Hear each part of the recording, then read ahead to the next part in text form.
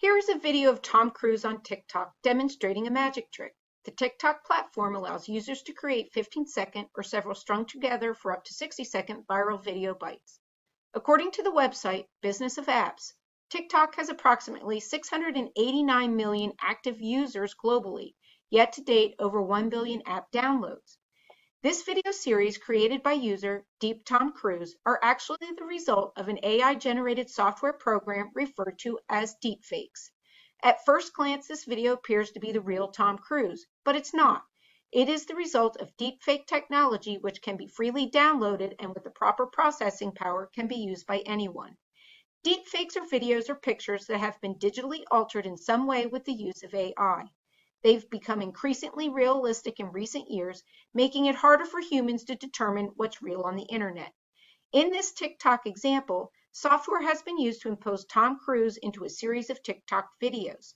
If you watch this video with a close eye, you can see issues with the pixels around his neck and his chin where the deepfake has been applied. In this image here, you can see on the left-hand side the actor who is part of the deepfake, Deep Tom Cruise. Although he has a similar body structure, he is not Tom Cruise. They have imposed, using deepfake technology, Tom Cruise's face onto his body. Deepfake has traditionally been used during movie productions, as in the example of the younger version of Will Smith's character in Gemini Man, but in recent years it has become the technological weapon of choice to create political propaganda, as in the example of the altered Nancy Pelosi videos in 2018 where she appears drunk.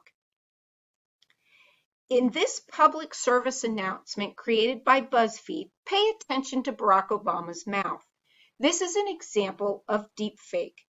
You can see that his mouth does not quite look right. Through AI and deepfake, software was used to take images of Barack Obama and create what appears to be Barack Obama, and he is imposed on top of an actor in the same way that the TikTok videos has done that. In this, they created him saying very derogatory statements about other politicians.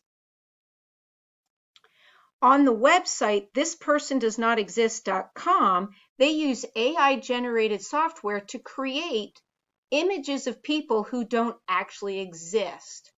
So these are examples of people who do not actually exist, but through AI are created. However, the technology is not always perfect. If you pay attention to the person in the upper left-hand corner, you can see that there is a distortion to the baggy eye. There's a lot of redness, this sort of thing going around near the nose, and this what looks like just an extra sort of growth on the side of the cheek. This lesson targets the news and media literacy learning goal to teach our students to be critical consumers of information. A lesson on media literacy needs to include examples to debunk the myth just because it's on the internet, it must be true mentality. Fact-checking needs to be a prioritized skill in any lesson on digital literacy. A Google search or sites like Snopes can quickly debunk the validity of these types of biased, non-credible forms of information. I think we can all imagine the implications of this type of technology going unchecked.